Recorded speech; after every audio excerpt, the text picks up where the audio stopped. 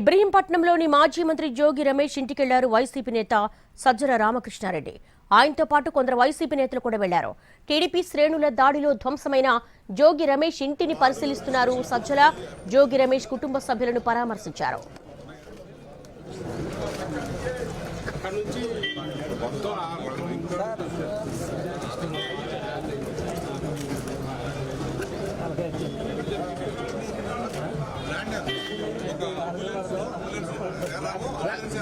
TN Tamil Nadu ambulance block ambulance చేశారు.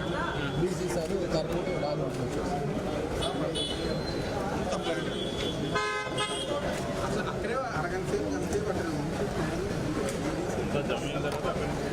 పోలీసులు ముందు పరిగెత్తుతున్నారు.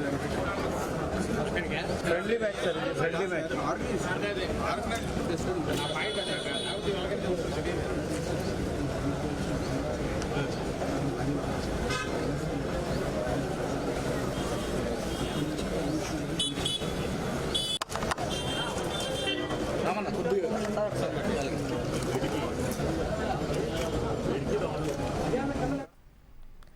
ఇబ్రహీంపట్నంలోని మాజీ మంత్రి జోగి రమేష్ ఇంటికి వెళ్లారు వైసీపీ నేత సజ్జల రామకృష్ణారెడ్డి.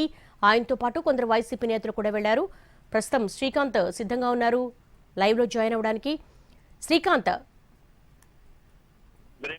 మాజీ మంత్రి యోగి రమేష్ నివాసానికి కొద్దిసేపటి క్రితమే పార్టీ కోఆర్డినేటర్ గా ఉన్నటువంటి సజ్జల రామకృష్ణారెడ్డి రావడం జరిగింది.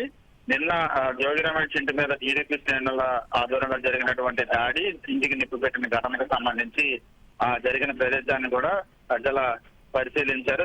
దాడి జరిగిన క్రమాన్ని కూడా అటు దేవినేని అవినాష్ తో పాటు జోగి రమేష్ ఇద్దరు కూడా వివరించడం కూడా జరిగింది. అదేవిధంగా అప్పుడు ఎవరైతే దాడి సమయంలో టీడీపీ శ్రేణులు వచ్చిన విధానము, దానికి సంబంధించిన వీడియోలు, పెట్రోల్ బాంబు వేసినటువంటి వీడియోలను కూడా జరిగింది. మొత్తం ఘటనకు సంబంధించి కూడా ఇప్పటి వరకు తన మీద కూడా కేసు నమోదు చేసినట్టుగా కూడా యోగి రమేష్ సజ్జల దృష్టికి కూడా తీసుకెళ్లారు. అదేవిధంగా పార్టీ తరఫున అండగా ఉంటామని, ఎటువంటి అధైర్యపడవద్దని చెప్పి జోగి రమేష్ కుటుంబాన్ని కూడా సజ్జల పరామర్శించారు. ఆయన ధైర్యం చెప్పిన పరిస్థితి కూడా ఉంది. మొత్తం ఘటనకు సంబంధించిన కారణాలు, తానేం మాట్లాడాను అనే అంశాన్ని కూడా జోగి రమేష్ సజ్జలకి వివరించారు. ఎటువంటి అసభ్య పదాలు వాడకపోయినప్పటికీ కేవలం పక్క ప్రణాళికతోనే టీడీపీ శ్రేణులు తన ఇంటి మీద దాడికి పాల్పడి ఇంటికి నిప్పు పెట్టి పెట్రోల్ బాంబు విసిరిన విషయాన్ని సజ్జలకు కూడా అటు జోగి రమేష్ కూడా తెలియజేయడం అయితే జరిగింది. ప్రస్తుతం ఆయన ఇంకా జోగి రమేష్ ఇంట్లోనే ఉన్నారు. వాళ్ళ కుటుంబ సభ్యులతో మాట్లాడి మీడియాతో కూడా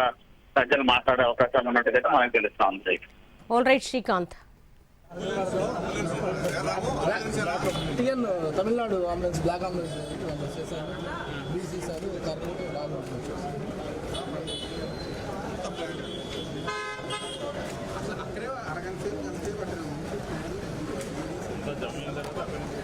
పోలీసులు ముందు పరిగెత్తుతున్నారు. Friendly back sir, friendly back.